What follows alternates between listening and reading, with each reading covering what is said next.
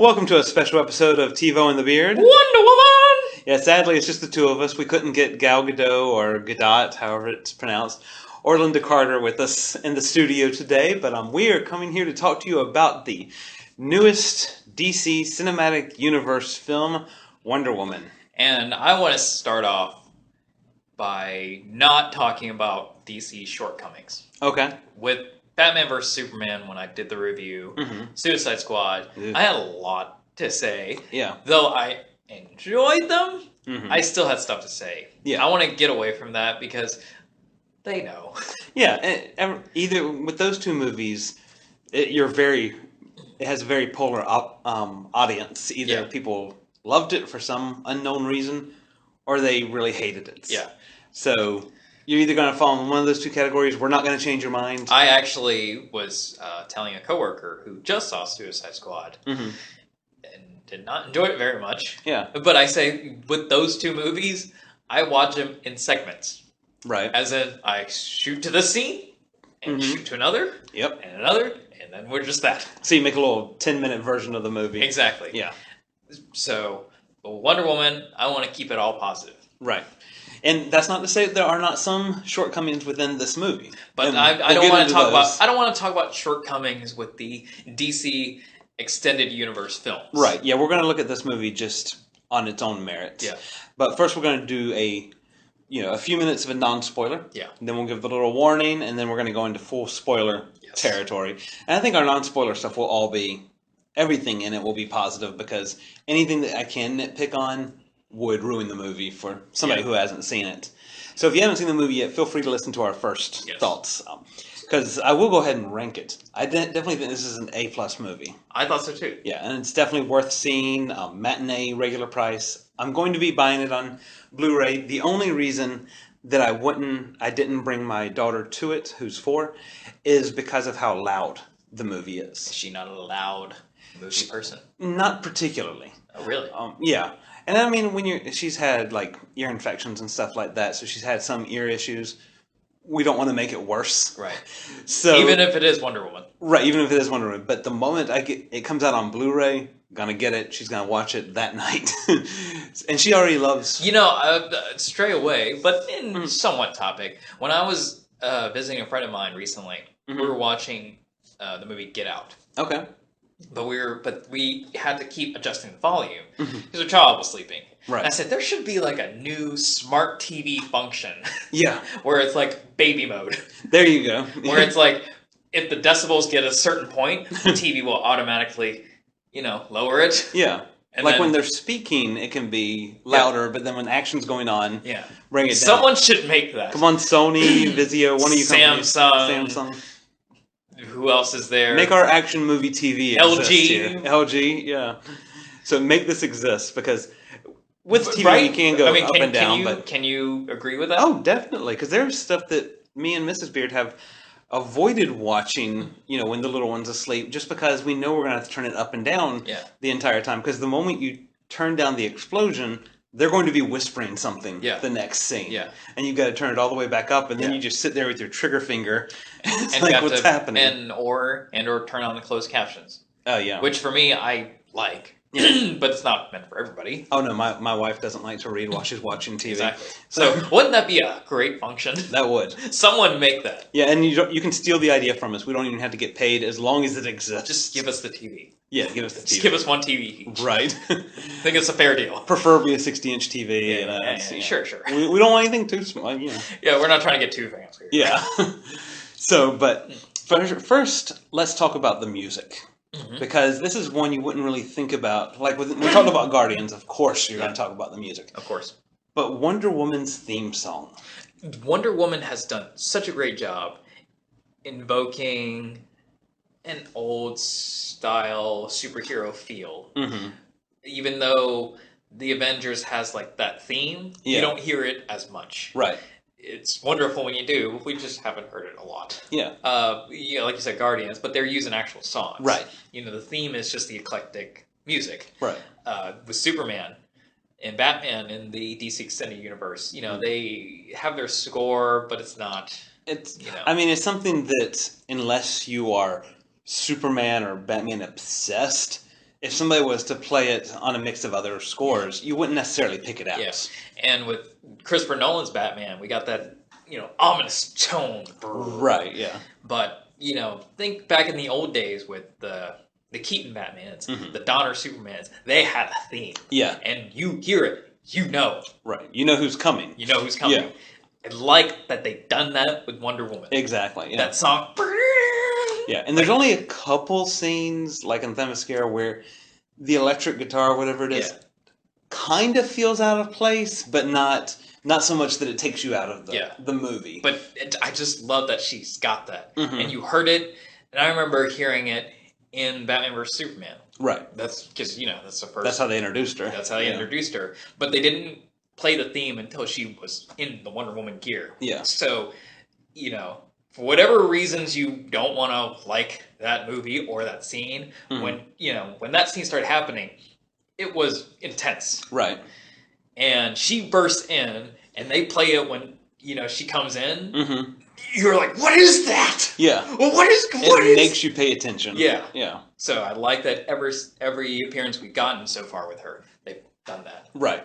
And sometimes it's, big and loud and in your face, and sometimes it's a little bit more subtle. Yeah. But yeah, it's there, and it is excellently done. I'm not sure, because I'm not a huge score fan, so I'm not sure I would buy the soundtrack.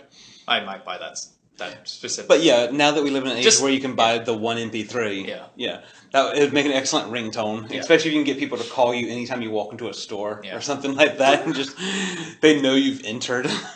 Exactly. So I just really appreciate that. Yeah. And I hope with Justice League coming out later this year, don't skimp out. Yeah, no, we got to keep... I think there's been enough positive reaction from that score that they're going to keep it. They're going to keep the Wonder Woman theme. Well, I know I said I won't try to talk too harshly on DC Extended Universe, but let's just say you can tell who their golden child is right now. Yeah.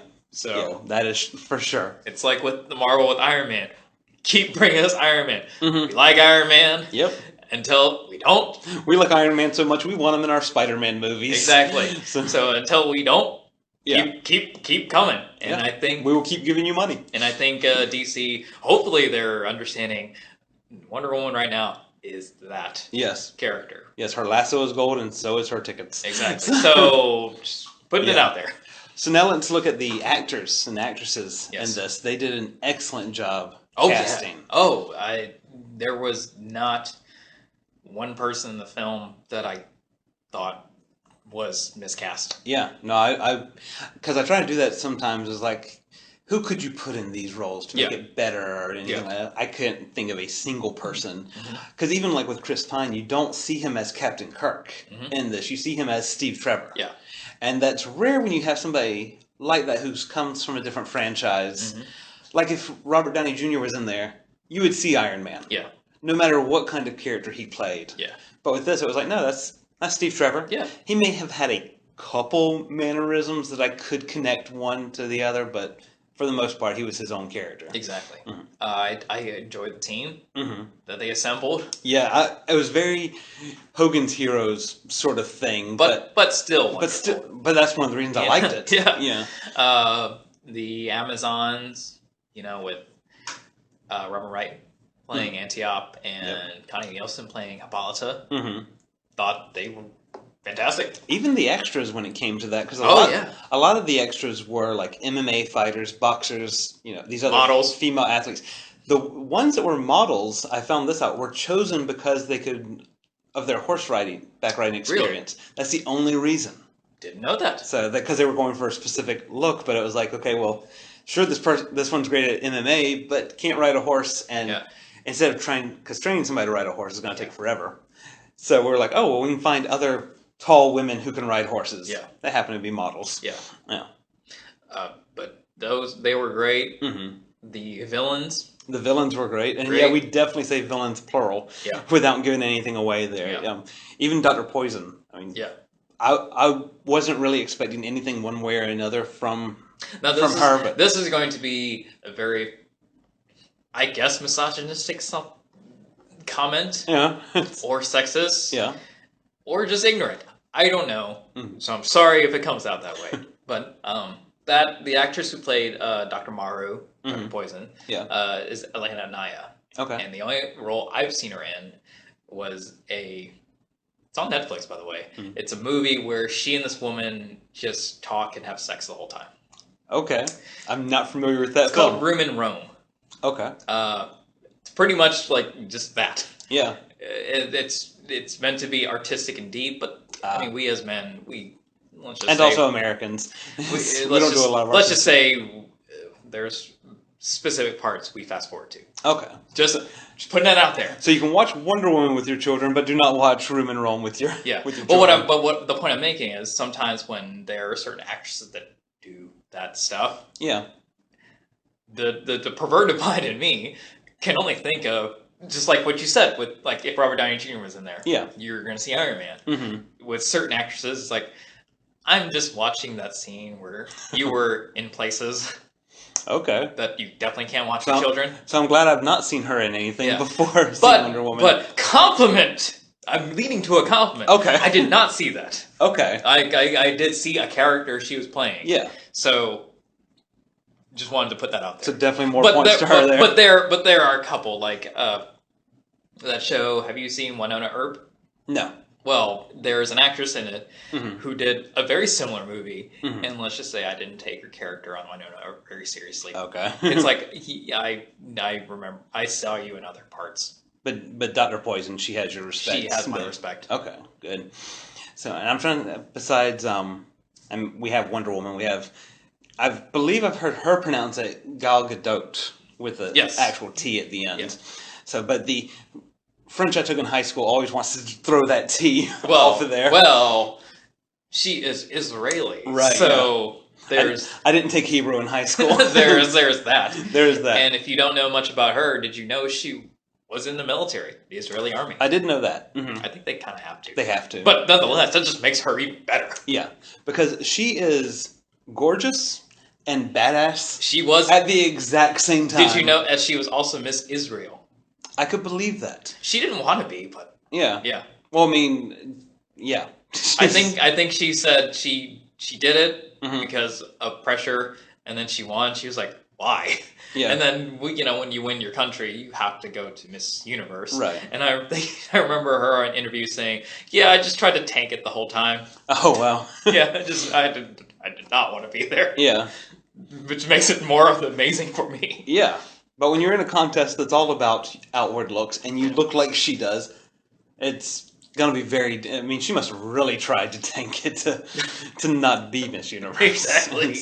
But all marks to her, and I'm glad I enjoy the Fast and Furious franchise, because that's which I had not seen her. She got her start in that. So when she was cast as Wonder Woman, everybody who probably didn't watch the Fast and Furious, and is also pig-headed, hated that.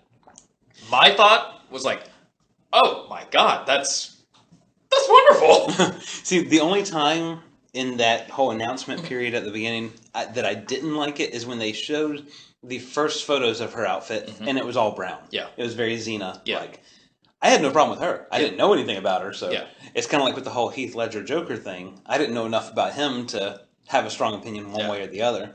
But again, people have very strong opinions. Yes, and much like with Heath Ledger, it all changed. Yeah. And I've read so many different variations of Wonder Woman and seen TV shows and all this. I didn't have a set thing in my head of what she had to look like.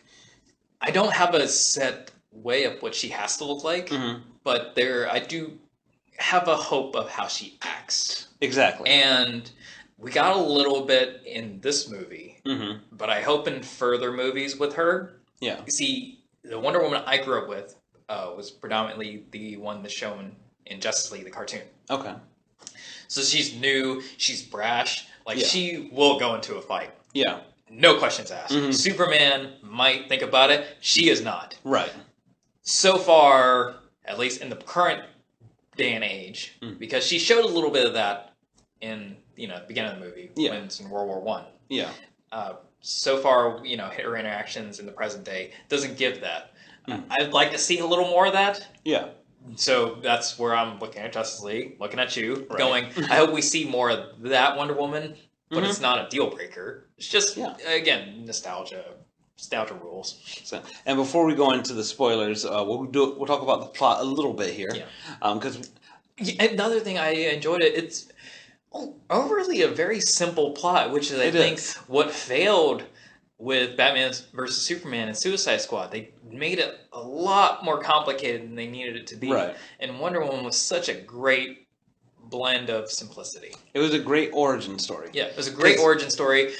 Sure, they might have set things up, but overall, you didn't have to see these scenes. If this is the only DC movie you see, you're fine. Great. Yeah, you don't have to watch anything before it or after it. That's why I actually was having this conversation yesterday. Someone was on the fence about seeing it. Mm-hmm. And their thing was, well, I didn't see Suicide Squad or Batman vs Superman, and I think they only see Man of Steel. Well, you definitely don't need to see Suicide Squad. And I just said, don't worry about it. Yeah, really, don't worry about it. You could go into this having zero knowledge of Wonder Woman. Yeah, because the thing this one does well as an origin story is it explains everything without holding your hand through it and going, okay, we're going to spend 1 hour talking about how she was born, 1 hour talking about how she was raised. Mm-hmm. It speeds up when it needs to speed up and takes time where it needs to take time. Yeah. So, and of course, we see her growing up on Themyscira, her meeting with Steve Trevor, and of course the climactic battle with Ares. Yes. Which, of course, none of this ruins anything if you've seen even a preview. Yes. Or if you're cognitive to comic book websites. Right. Yeah. So, and I think it just it had a first act, second act, third act. Yeah. As just a general umbrella thing, it did a great job with all of it. Yeah. And when we get into the spoilers, I would definitely be nitpicking a little bit because similar to Guardians, you have to. Yeah.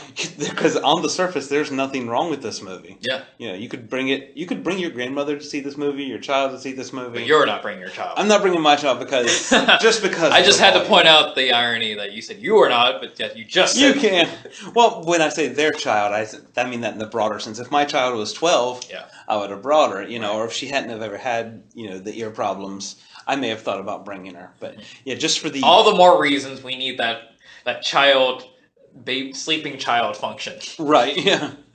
Let's make TVs great again. But I gotta say, I read this on Twitter and I agree with it.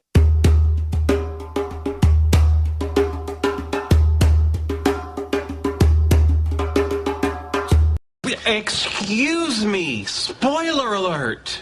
And we're back to Spoiler Town. Spoiler. There be spoilers. But there's not a lot. As you said earlier, it's such a great origin story. Yeah. And this spoiler would be maybe hidden Easter eggs. Or that she's the God Killer, not the sword. Yeah. Yeah. But then again, if you're paying attention to the movie, you kind of figure that one out. Yeah. The only other thing that they don't tell you in the previews is that this whole movie, because DC is really banking on Batman. Yeah. This whole movie is because of Batman. Yeah, we have... And I'm saying that not, again, to take away anything from Wonder Woman. Because we didn't write the movie. We did not write the movie. But my perspective, Batman played a huge key. We do not see Batman. No, but it starts and ends because of Batman. Yes. What are you talking about, per se? We are talking about the fact that she is going to work like a regular woman. Yeah. Modern times, doing just... her thing, right? That she's doing because right now I guess there's no crime or overly powerful bad guys to defeat. Mm-hmm. So she's going to work at the Louvre, right? As you do, and she gets a package from Batman. Yep, and it's the original photo glass of that picture we saw in Batman vs Superman of her and her team, which is Steve Trevor, right? And then thus because of that picture we get this 2.5 hour flashback. Exactly. Mm-hmm. So and then we end it with her sending a thank you to Batman. Yes. So it's like DC. They're really banking on Batman. Yeah. It's like DC is like, okay, we're gonna bring out a strong female superhero, but she's only going to have a movie because of Batman. Yeah, exactly. So we can't have just her carry the film by herself. No, that wouldn't give her any reason to do anything. Yeah. Otherwise, it would just be her at work. Yeah. And who wants to watch that? I'd watch her work. Yeah. I'd watch her at work. But yeah, so we get to... But we don't just go right into World War I. No. No, we get to see little Diana. In her desires to train, and her mother Hippolyta is like, nope.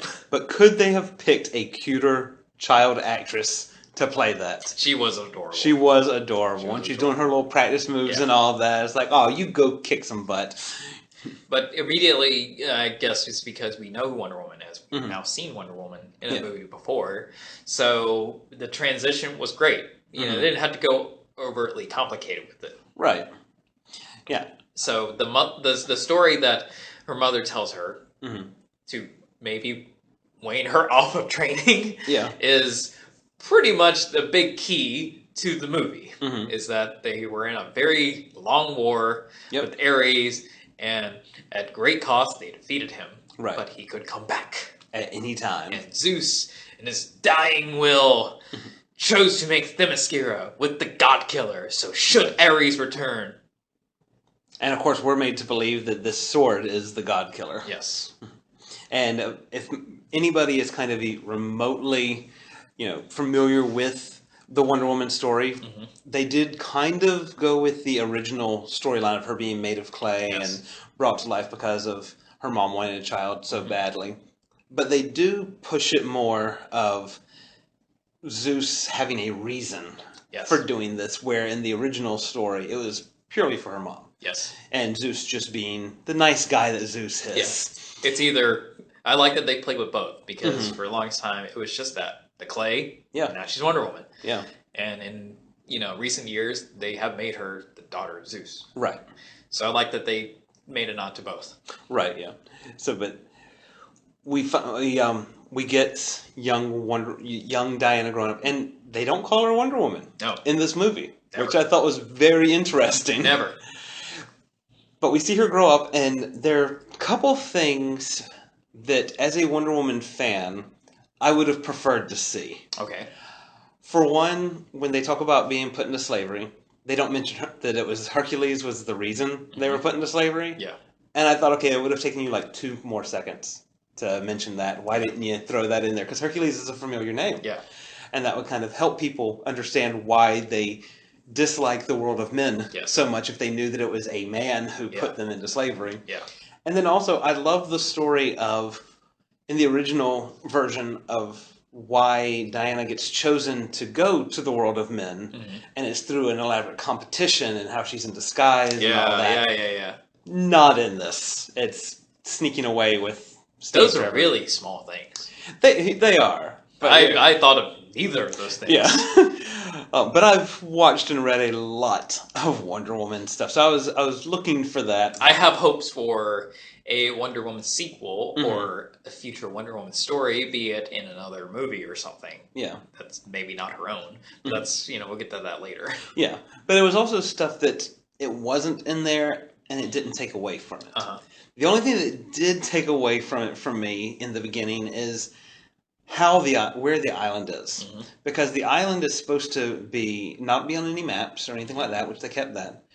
But it's just supposed to be unfindable. And it's supposed to be purely coincidence that Steve Trevor crashes and washes up on Themyscira, on Paradise Island. Not have this, like, super camouflage dome thing that anybody can just get through. If they brave the storm. Yeah, if they brave the storm, they can get through it. And, a German ship can get through and start a mini war. Which they did. And I enjoyed the scene, but if I start nitpicking, I would have taken that part out. I think they did that because they needed to raise the stakes. Right. Because if Steve just showed up and he's just saying these things, how long would we have had to sit there with Diana? That's true, yeah. But having seen the battle and the carnage, raised it to the level where she did take it and eventually leaving Themyscira. So, good. And most movies, Marvel and DC alike, save all their big action for the final battle. This one, it's like they just, after she's an adult and we get the Germans coming up to the island, those Amazons waste no time. Yeah. They get out there and you have your archers, you have your sword fights, you have everything going. You have people dying out in the battlefield on both sides. Yeah. You have poor Steve Trevor who isn't used to seeing women fight like this, and that's not saying anything towards his character. But this is the early 1900s. This is just how... And they were not dressed in any way he's seen a woman. Right, yeah, because they have that more like Grecian type attire. Mm-hmm. And so he keeps wanting to go out there and do what he, as a soldier, is trained to do. And they're just pushing him out of the way. It's like, no, we've got this. And they did. Yes, so, but at cost. Because yes. Robin Wright's character was part of the casualties. Yeah, we find out the Amazons they have an elongated lifespan, but are not immortal. Yes. However, they are not. Right. but luckily for our heroine, she can handle herself. She can definitely handle herself. She's been imbued with the powers of the gods. Yes. And which, spoiler, you don't get that till the end. Right. Yeah. But I do wish all of us kind of sitting there is like, well, we know. I do wish they would have done more to visually allude to that, so that once that final fight does come, it's like, okay, this is built up to that, instead of just, oh, by the way, I have these super lightning powers and everything. Well, I think another thing that was kind of cheesy was before Robin Wright's character died. Yeah. The conversation with her and Hippolyta were like, don't tell her, she can never know. It's like, well, clearly, yeah, you're really screwing yourself on that twist here. Yeah, or the reveal. The reveal, yeah, because it's like we already know to watch for something. Yeah. You don't have to keep pushing it at us. There, it's like, hey, stop paying attention to this side. Look over here. Yeah. But to kind of talk about the costuming a little bit, when I first saw her costume, like I said earlier, when it was just brown, didn't like it. Yeah. Even when it was that blue and gold and red, I liked it more, but not as much as her, red, white, and blue outfit that I'm so used to. And before seeing this movie, I didn't understand her new shield. I didn't really care for her new outfits. I didn't hate it, and I definitely wasn't in the I need to go complain online type thing. I was just going to let it play out. But this movie made it make sense without explaining it. Because the reason she wore the red, white, and blue, the reason she had stars on her shield in the past was because she was helping Steve Trevor in the comics during World War II to help the Americans, so she needed to represent America. Yeah. This time, she's representing her people. She's representing the Amazons. I went from not liking it to loving it in that split second when she's seen all the artifacts and all the things that she's going to end up wearing and taking with her. Yeah. So do you have any comment about the clothing? Nope. Yeah. I just was very entertained when she and Steve arrived in London. Yeah. And Steve's secretary took her shopping. Oh, Etta Candy is one of the best things in this movie. And that was just, lighthearted fun. It was almost like an 80s rom-com type montage. It was just fun, and I enjoyed it for that. So the movie had a lot, and it wasn't as dark, and that's a good thing. Right. That's crazy how that's a thing that DC is struggling with. Yeah, the irony in your wording, though, is when they're on Paradise Island, everything is daylight and green and shiny, and then they get to London, and it looks like hell. Yeah. There's smog and dirt everywhere. Yet they didn't make any extra attempts to darken it up. Yeah. Which was my complaint with Power Rangers. Right. Yeah, this is just what London would have looked like at the time during the war. Yeah, because this was this was at the point of World War I or the Great War, as they managed to correctly call it each time. I was waiting for them to slip up just once, but this was when America was barely in it. Steve Trevor's character was kind of a special ops type guy. America wasn't fully in the war, which surprised me because I thought they were going to put it more towards the end of World War I and not so closer to the middle, which gave them a lot more room to play with. Right. Because everybody's done World War II. Yes. Captain America's done it. It's been done to death. This gave them a lot more wiggle room, and it also made it so, in the end, we're not trying to make Nazis look good, just saying that they were mind controlled. Yeah. We can just say, oh, they were just Germans back then, so it's different. So, but let's get to London here. So they've snuck away. They get caught sneaking away, but still Mom said, sure, go out. You're going to do it anyway. Can't stop you, but so go out, go find... I don't think I can help you get back. Yeah, so go find Ares and do your thing. Which, as we see in the present day, I don't think she's been back anytime soon. No. But they do the fish out of water thing so well with Wonder Woman. Because she is well read, she speaks multiple languages, but there are still things that she is not used to.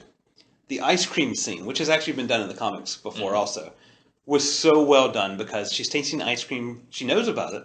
She's read about it, but has never experienced it. And the way she starts telling the vendor, oh, you should be so proud of yourself for making such an amazing treat. It's like, I want to taste ice cream like that again. Oh. Yeah. Funny thing, I kind of did. Yeah? Not from this movie. Okay. But I did go, have you... Sorry, viewers, but I just have to gush. Tangent. Yeah. I just have to gush about this thing. But we are talking about ice cream. Yeah. Have you seen the videos, be it on Instagram, Facebook, Twitter, or something, of the rolling ice cream? Where they take the ingredient of whatever flavor you want, and it comes in kind of a milky state. Okay. And they pour it over like this mini hibachi, but instead of hot, it's cold, and it freezes over, and they mix up the ingredients, and then it hardens to a certain state, and then they scrape it off, and it comes in a little roll. What kind of hipster witchcraft is this? It was delightful. It sounds like it, yeah. Now, at the end of the day, it still tastes like ice cream. Right, but it's a different experience. It was a little bit like her experience with regular ice cream. So if you find one of those in your area, please go visit them. Yeah, give them money. That sounds very enjoyable. Give them money. Right. But anyway, going back to Wonder Woman. Yeah, but then even when she sees like the baby, because she's read about babies, but she's never seen one. Yes. And it's just, and while she's doing this, she's in her Wonder Woman clothes and sword and shield in hand, and just like, oh, why is nobody else walking around like this? Yep. Yeah, it was very well done, very well acted. They didn't go too far with it because she's still smart. She's just ignorant of the world of man. Yeah. The social norms, as you can say. Yeah. And I like that they didn't keep that too long. While it was very enjoyable and fun to watch, and it kept you entertained, that goes into the action really quick. Yeah. And they managed to locate where they need to go. Steve Trevor assembles his team. Yep. And they go forth at it. And they did a great job with assembling the team, too, because I think the entire assemblage took like 5 minutes. Yeah. And it was introducing everybody, giving you an idea of their personality, and then going. And running with it. Yeah. And they did. We get to the first battle where, it shows that little part of Wonder Woman that I wanted to see. Yeah. Their job was not to protect the city. Right. That they were crossing through. She's not having that at all. So she goes full force into battle. Yeah. And almost single-handedly takes them all out. Basically, yeah. A little help with Steve and the guys, but they were like on the outskirts helping the Washington. Once she kind of took the blunt of it. Yeah. They came through. Yeah, and it made sense that this would be when she gets out of the fish out of water type mindset, because even though she hasn't been in a war herself, she knows about battle. She knows about strategy and stuff like that, and so she was right back at home in that. And I like how they used the golden lasso in this. Because sometimes she'd use it as a weapon, sometimes as a truth-telling device. I like that they did both. Yeah, and they didn't overuse it. True. Yeah. And when she was using it, it was lit up and it was gold and brought your attention to it. Sometimes the CGI was a little wonky. But you're nitpicking really hard. Yeah, that's really... I mean, I would have to really watch it again to tell you exactly where. But she used it when she needed it, and when it was back on her hip, it was not glowing, so it drew no extra attention to her. And yeah, she just went out there and kicked butt. And her, her bracelets. Yeah. But even when she was kicking butt, she wasn't completely invincible. If she got hit, she took the hit. She got knocked this way and that. She wasn't just standing there like a stone the entire time. So I enjoyed that scene. And then, we got a little intimate scene with her and Steve. Yeah. But they didn't focus on any forced romance here, because you could easily look at this and their entire relationship in this film, even when he says that he loves her, and see it as a strong friendship. There's nothing, because in every other version, there's that love connection thing. Which is okay. Which is okay. If they wanted to play that. Yeah, especially since in comics and stuff, they have the longer time to work with that. But with this, they were like, nope, he's an important character in her universe, but they don't have to be in love, and he's not going to come save her. Yeah. Not her directly, at least. He does. We'll get into the part where he does save the day, but he saves a lot of people. Yeah. I don't think she needed it, but yeah, but it is still the world thanks him. But DC did manage to still make it Wonder Woman's movie, not Steve Trevor's movie starring Wonder Woman. Yeah. And then we haven't talked about the bad guys at all. No, let's talk about the bad guys. Before we get into the bad guys, I do want to get into an unintentionally funny part when they go to the party. And for one, she has on that blue dress with her sword. That part of the sword has to be inside of her at this point because the sword is going straight down her back. And if you judge the length of the sword when she's holding it, it's got to like pierce her body to not be sticking out any from the dress to make her look like she has a tail or something like that.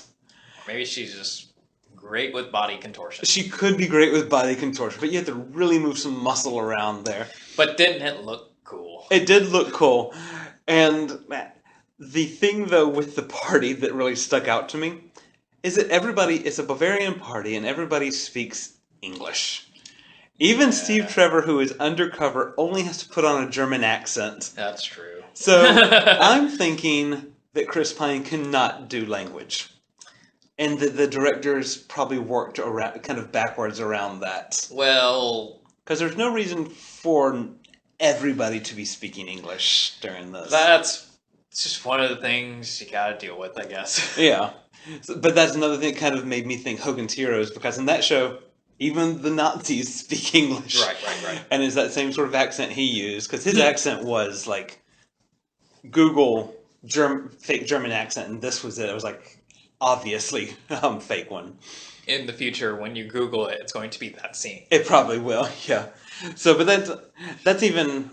I just consider that not even nitpicking. I consider that unintentionally funny, and it was an enjoyable scene. It wasn't...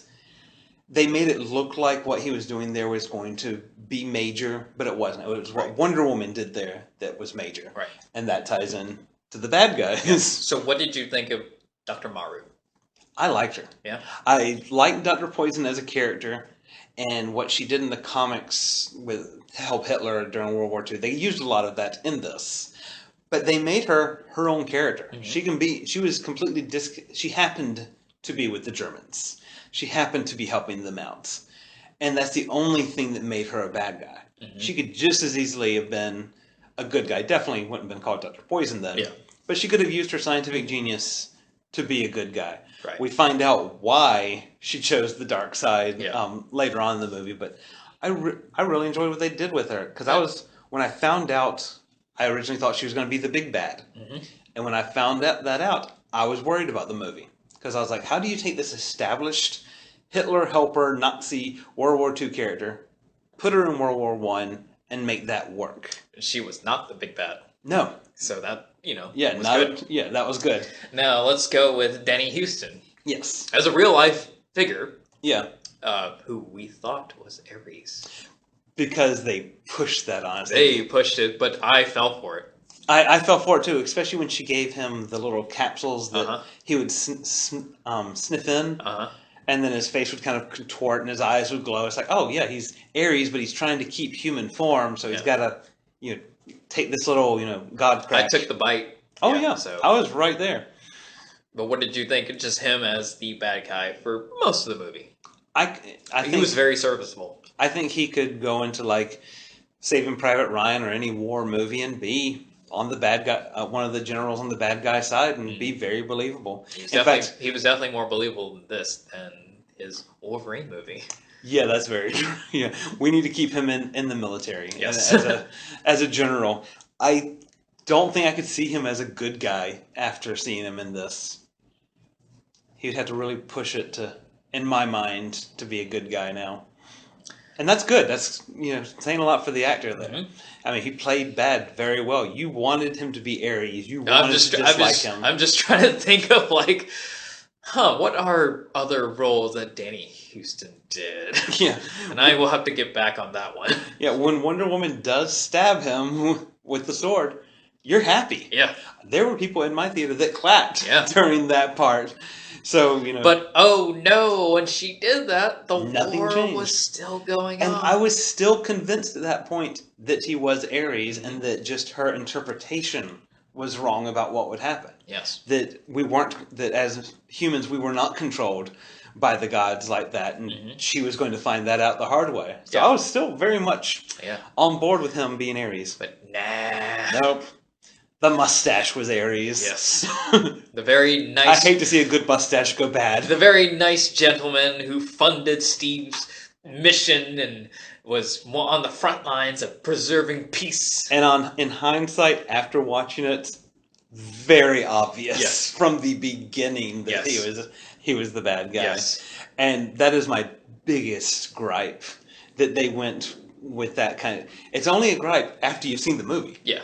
But having him do that twist, quote unquote, to be the bad guy, very typical, very trope. Yeah. I wish instead she would have killed first Ares. Yeah.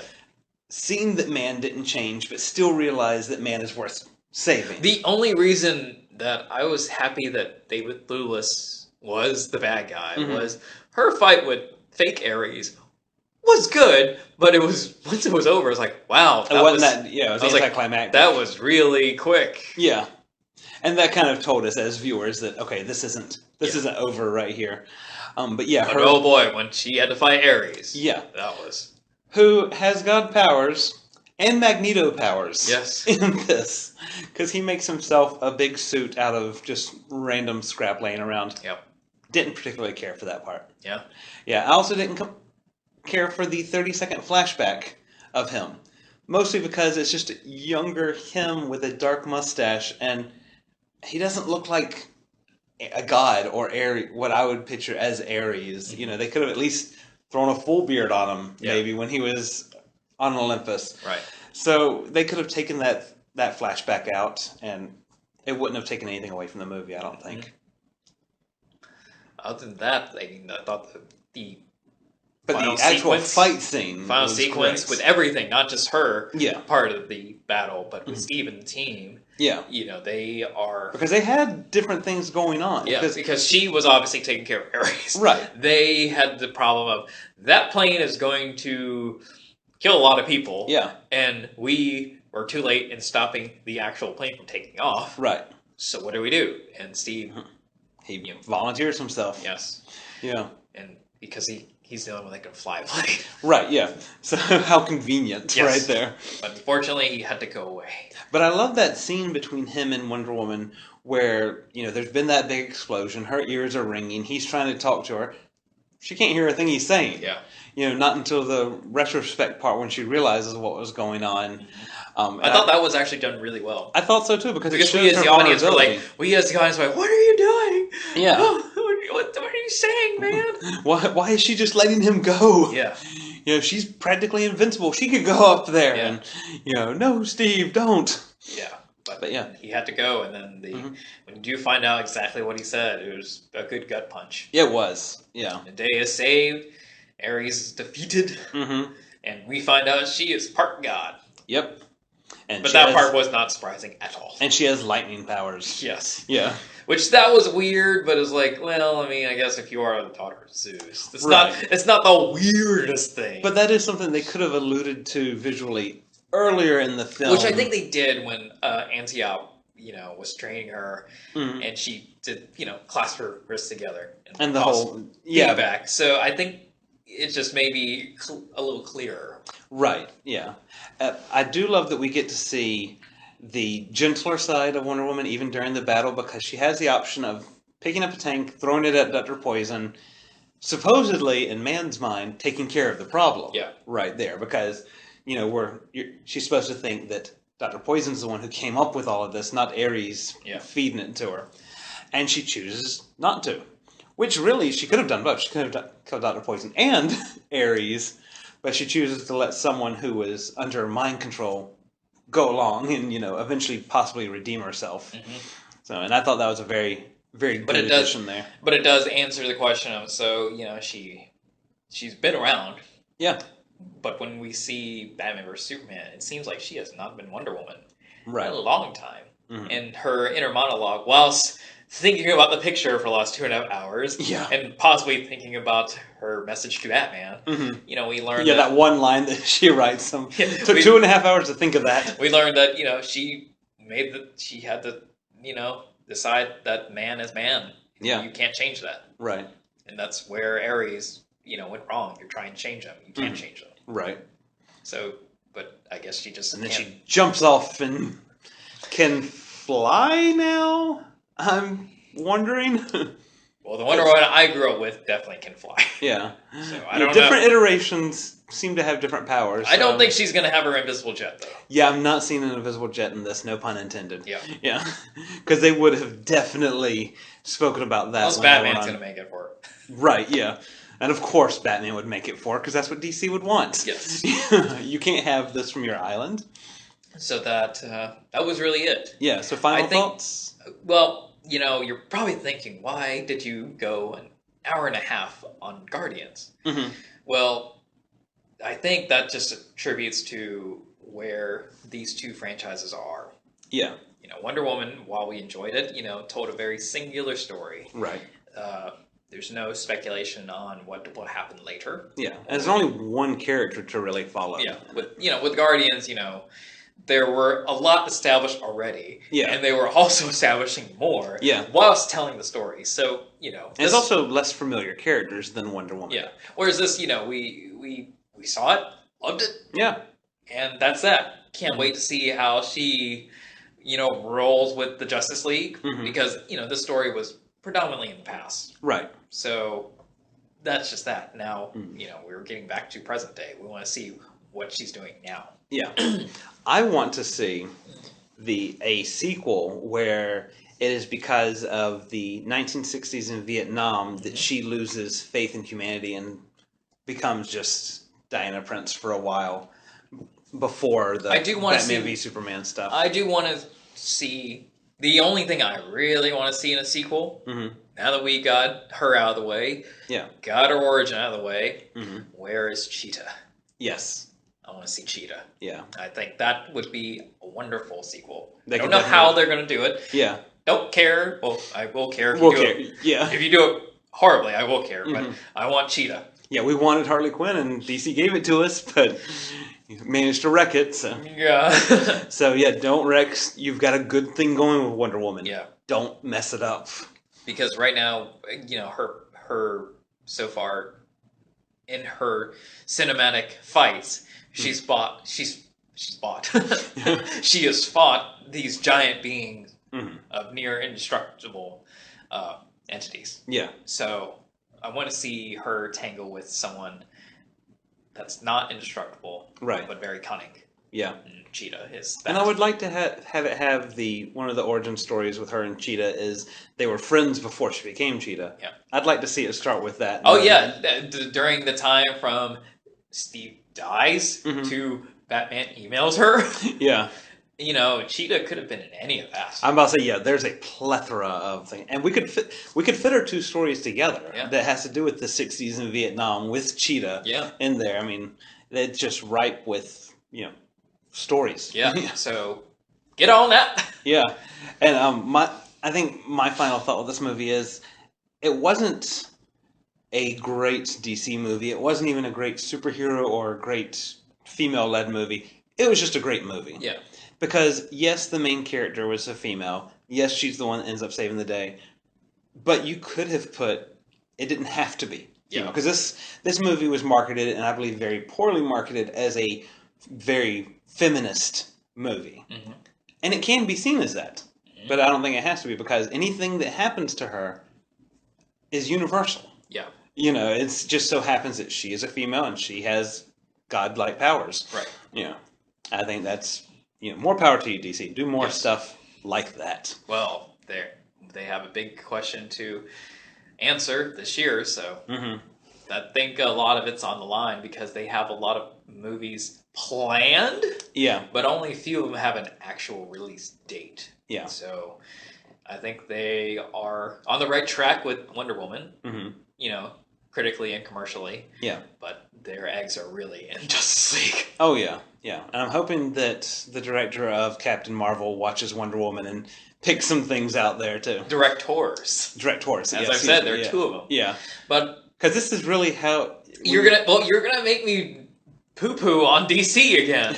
But the thing is, and I was trying not to say something like this, was there's a reason why, you know, if you look at the slated films, I mean, they could all change tomorrow. Yeah. But right now, after Justice League, for the next 3 years, DC is only going to have one movie. Yeah. And Marvel has evolved since 2008 from going once every 2 to once every year. Yeah. Now we're getting 2 to 3 a year. And I'm not worried for Captain Marvel. Yeah. Because they have... But it's another origin story, and they haven't done origin in a while. But Doctor Strange they did. Yeah, but, that's a little separate, too. No, when we're talking about everybody's getting hyped up for female superheroes, we have to... There's an extra urgency to keep those interesting. Because most comic book fans are going to go see a male-centric superhero movie. Yeah. Whether it be Ant-Man, Doctor Strange, any of those, even if they're not familiar with the character. Yeah. You got to sell Captain Marvel. You got to sell Wonder Woman. Yeah. They sold Wonder Woman. Yeah. Over 100. So the marketing department needs to take do a little. But I think movie-wise, I'm sure they'll be just fine. Yeah. And I say that in full bias because I just like Brie Larson.